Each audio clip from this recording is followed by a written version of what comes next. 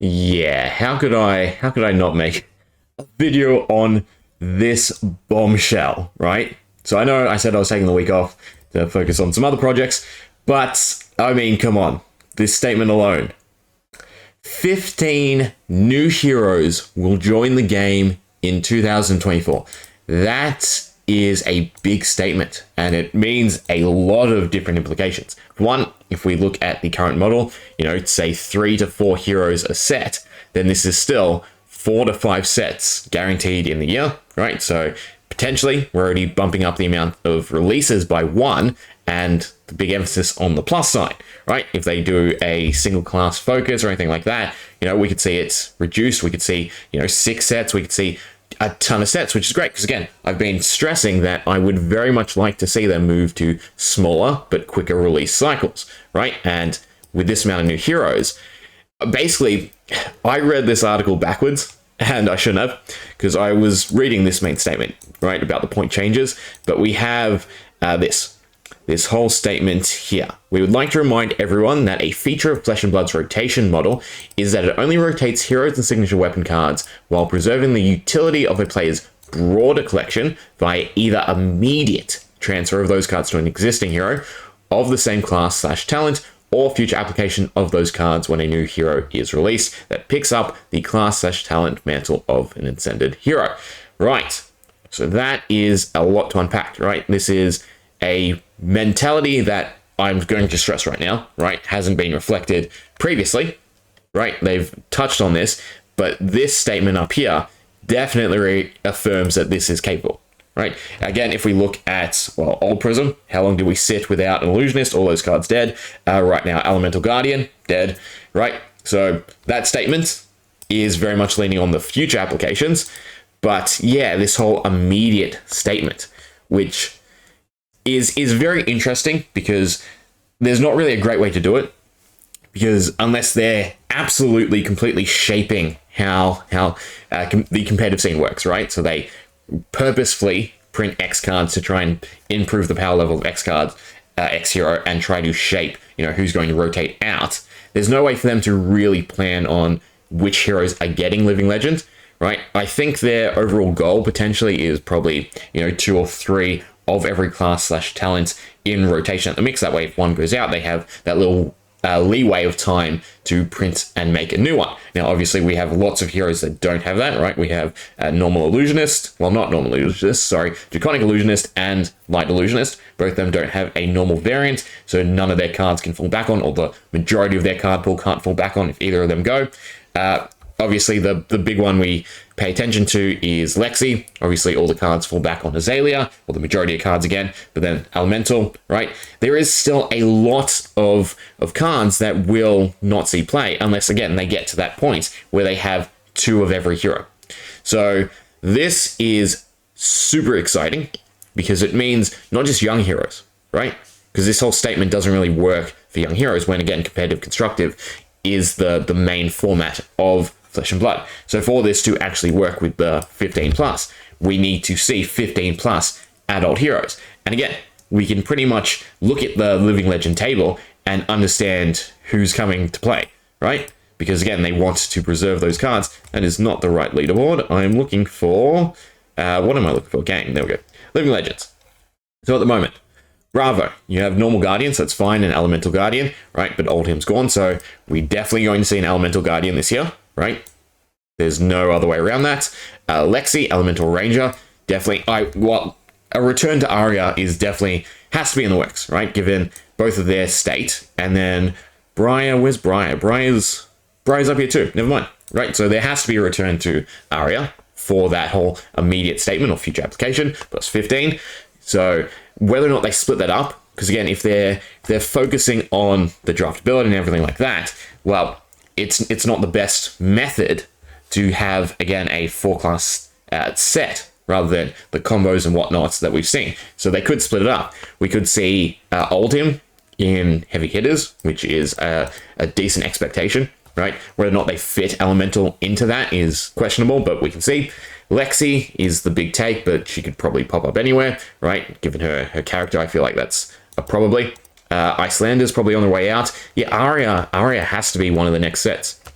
But then we also have, well, Prism, we have the new Prism, but again, there's no standard illusionist, so I would expect to see a generic, if you will, illusionist, right? One that doesn't actually have light or draconic, and with that, we also need a bunch more staple illusion cards, right? Because right now, all the illusionist cards sort of work together with what the main illusions of each talent is doing, right? So light being heralds, angels, and figments, and then draconic being the dragons.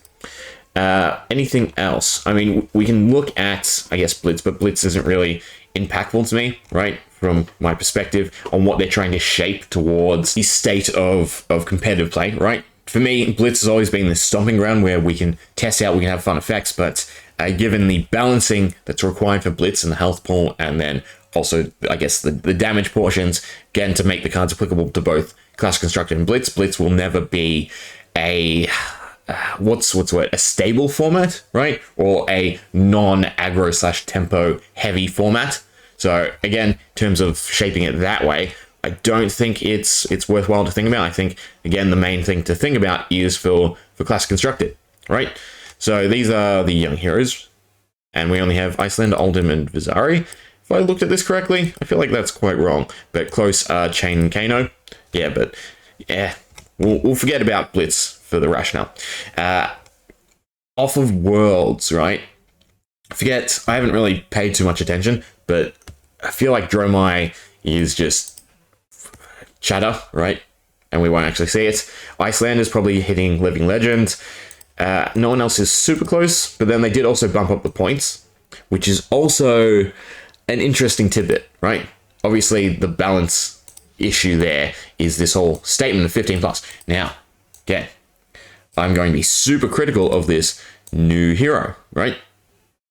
I mean, it's a lot more applicable than what we've seen, but again, I have seen lots of times where they like to hype stuff up, right? They like to present it as best they can, and then what we get falls short.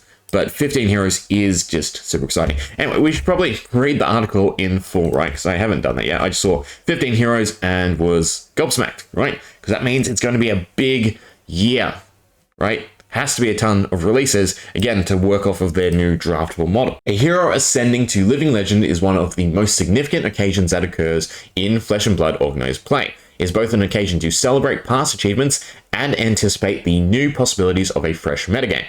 Old cards glimmer with the possibility that perhaps their time has come. New metagames opening new possibilities to innovate are wonderful times to a TCG player. We want these opportunities to happen more often for Flesh and Blood players. With that goal in mind, we are updating the Living Legend points table to better reflect the growing prestige of some event types, and to also inject more points into the hero pool with respect to a whopping 15 plus new heroes that will join the game in 2024. Additionally, we are changing when Living Legend checks occur. Up until now, Living Legend checks occurred with each ban/suspended announcement and also upon the release of a new product. Going forward, oh no. Living Legend check will occur every Monday. No. I'm sorry, that is not a good change in my perspective. So on a dime, the deck that you're lined up, right, for your week can just become null and void. While it is good to have a routine, I think that is way too quick of a routine. Every single Monday, right, you need to check that your deck is going to still be legal, or keep an eye on your deck still being legal. And mind you, right, this hasn't happened yet. We don't have the 15 new heroes yet, and we won't have 15 new heroes most likely till the end of 2024. So this is a very impactful change, right, that I think would be welcomed after the 15 new heroes, but till we get to that point, this is going to be a player's headache, right, in building decks, learning decks, and having the cards and resources to play decks. Because again, if your main suddenly gets banned, you now need to learn, right? So you need to have so much more time invested in the metagame of Flesh and Blood across the board to make this workable. Now, obviously, it's not going to be like every week a new hero hits Living Legend. Of course, I understand that, right? But this is still, things can change on a dime, and that is not a good aspect for rotation of anything, right? Again, most games have a yearly or bi-yearly cycle. right? You can understand what's going to happen. You can prepare for it. This is every Monday. Could be your time, right? Because you don't know what's going on in the world. You have to keep up to date with all the different events. And yeah, no, I don't think that is the correct thing to do. This means that a hero can attain Living Legend status midway through a season, such as a pro quest. That is horrible. I'm sorry, but that, to me, is not a good change, right? To just, you've got everything lined up, you've prepared, you've practiced, and all of a sudden you have to scramble and find a new deck.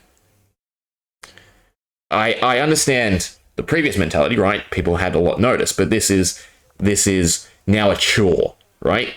It's a chore to keep up to date with all of this, to understand whether or not your deck and your hero is viable and legal.